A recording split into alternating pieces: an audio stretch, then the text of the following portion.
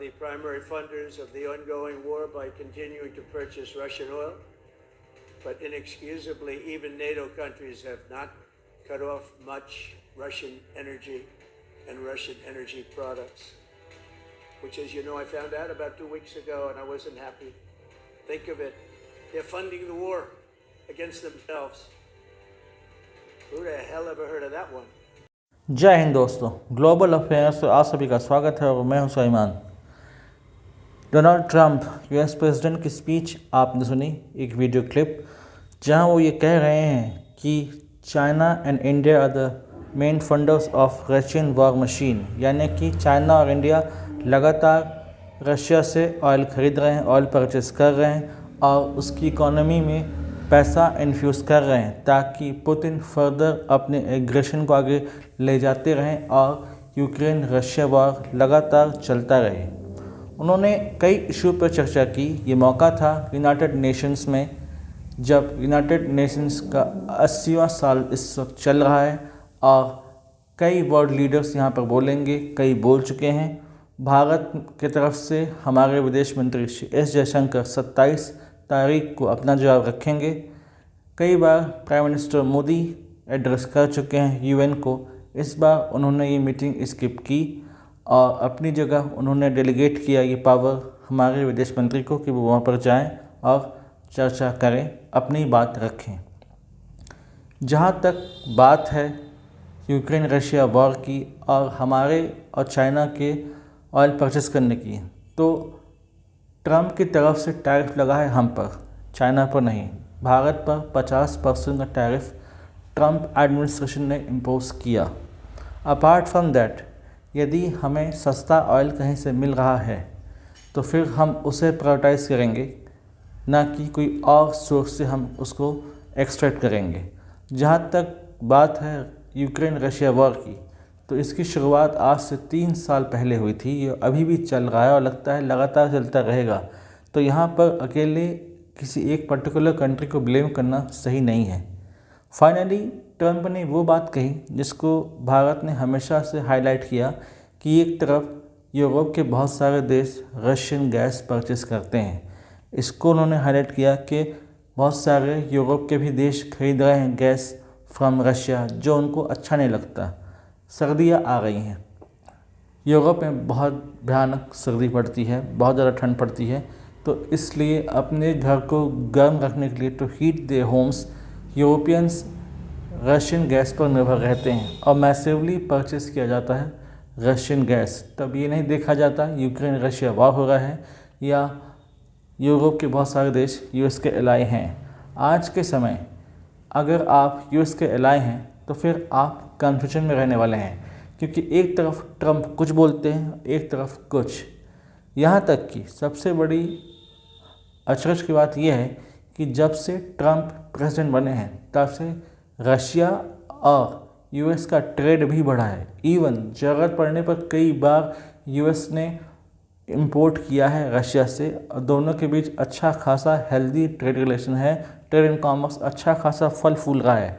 उस वक्त खुद ट्रंप को नहीं पता होता कि यूक्रेन रशिया वॉर चल रहा है। ये बात उठाई एक जर्नलिस्ट ने, तब वो ब्लैंक हो गए, उनके पास कोई जवाब नहीं था। जवाब होता भी कैसे, क्योंकि यहाँ पर खुद यूएस की हिपोक्रेसी सामने आ जाती।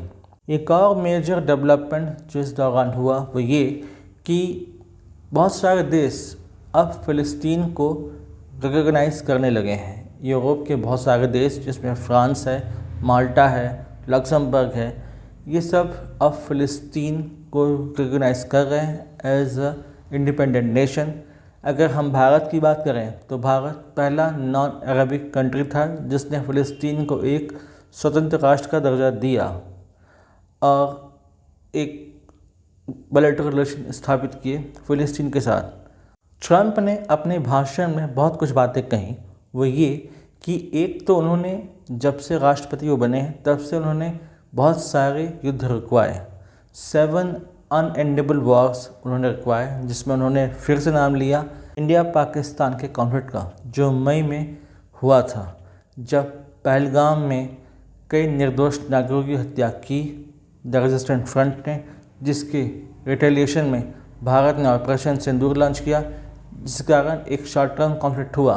भारत ने हमेशा इस बात को डिनाई किया है कि किसी थर्ड पार्टी का इन्वॉल्वमेंट था सीज़ फायर में। पाकिस्तान के DGMO की तरफ से रिक्वेस्ट आई थी कि वह रोक दिया जाए, वो आगे युद्ध कैरी करने में सक्षम नहीं है, इसलिए युद्ध रुका। लेकिन लगता है ट्रम्प को जल्दी है नोबेल पीस प्राइज़ की, इसलिए बार बार दोहरा रहे हैं। ट्रम्प की इस बात का जवाब देंगे हमारे विदेश मंत्री S जयशंकर 27 सितंबर को, जब वो UN के प्लेटफॉर्म से एड्रेस करेंगे अक्रॉस द ग्लोब। और इसी बीच उन्होंने मुलाकात की मार्को रूबियो से, जो कि अमेरिका के विदेश मंत्री हैं, और टैरिफ को लेकर पॉजिटिव न्यूज़ सामने आ सकती है। टैरिफ को लेकर US और इंडिया कुछ वे आउट निकाल सकते हैं, क्योंकि यदि इन्हें ट्रेड करना है, बायलैटरल ट्रेड करना है, एक मेगा ट्रेड डील चाहिए, तो फिर टैरिफ का हट जाना बहुत ज़्यादा ज़रूरी होता है, क्योंकि with tariff you can trade freely. इसलिए US भी चाहता होगा और इंडिया के फ़ायदे भी होगा कि टैरिफ ना हो तो ही अच्छा, ताकि हम फ्रीली ट्रेड कर सकें। और जो विज़न है US इंडिया ट्रेड का बाय 2030, जिसमें साइजेबल वॉल्यूम है ट्रेड एंड कॉमर्स का, उसको अचीव कर सके आसानी से। इसी बीच टर्की के प्रेसिडेंट रेसेप तैयब एर्दोगान ने भी एड्रेस किया और उन्होंने इस बार फिर कश्मीर मुद्दा उठाया। कहा कि कश्मीर मुद्दे का रेजोल्यूशन होना चाहिए पीसफुल मैनर में। एक साल पहले 2024 को जब वो UN में एड्रेस कर रहे थे, तब उन्होंने स्किप किया था कश्मीर इशू, लेकिन फिर से उठाया है, क्योंकि पिछले साल उन्हें उम्मीद थी कि ब्रिक्स में उन्हें मेंबरशिप मिल जाएगी। Brazil, Russia, India, China, south Africa की जो ग्रुपिंग है उसमें परमानेंट मेंबरशिप मिल जाएगी, लेकिन अभी तक मिली नहीं। हालांकि टर्की को पार्टनर कंट्री बनाया गया है ताकि ब्रिक्स के थ्रू वो अपना इकोनॉमिक बेनिफिट, इकोनॉमिक वेलफेयर कर सके। देखते हैं आगे आने वाले समय में भारत की तरफ से क्या जवाब आता है। S जयशंकर UN की पोडियम से क्या कहेंगे, क्या इशू वो उठाएंगे, उनका जवाब US को क्या होगा, टर्की को क्या होगा, पाकिस्तान को क्या होगा, और कैसे सारे इश्यूज़ को रिजॉल्व किया जाएगा।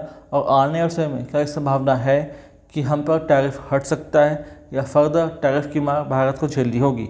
इन सारे डेवलपमेंट्स पर नज़र रहेगी, और कोई इन्फॉर्मेशन जो अपडेटेड है, जो कि वाइटल है, आती है, तो मैं आप लोगों के लिए एक अपडेटेड वीडियो लेकर आऊँगा, ताकि आप लोग फर्दर एनलाइटन हो सकें और ज़्यादा जान सकें इस बारे में। Till then do like, share, subscribe the channel, widely spread this video for the knowledge of people, ताकि लोग एनलाइटन हो सकें, एजुकेट हो सकें। यदि आप हमसे जुड़ना चाहते हैं तो आप हमारे इंस्टाग्राम, टेलीग्राम लिंक को ज्वाइन कीजिए और इस ग्रुप का हिस्सा बनिए। Thanks for watching. जय हिंद, जय भारत।